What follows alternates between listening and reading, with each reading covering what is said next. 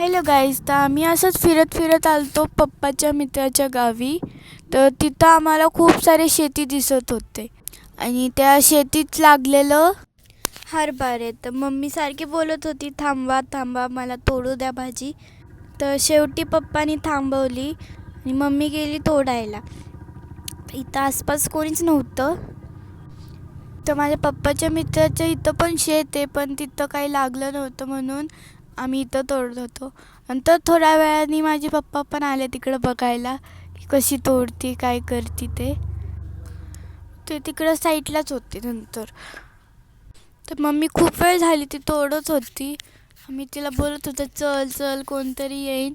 ती आलीच नाही. पण मला तर नाही आवडत हरभऱ्याची भाजी, पण माझ्या फॅमिलीला आवडते म्हणून. इथलचं तोडून झालं, त्या साईडला गेली. आता अशीच हळूहळू सगळं तोडते का काय माहिती आता. नंतर तिकडून मागून शेतकरीने आवाज दिला तर मम्मी लगेच अशी पळत पळत आली. तर तिने खूप सारा तोडलेला बघा. तर आजच्यासाठी एवढंच. Bye bye.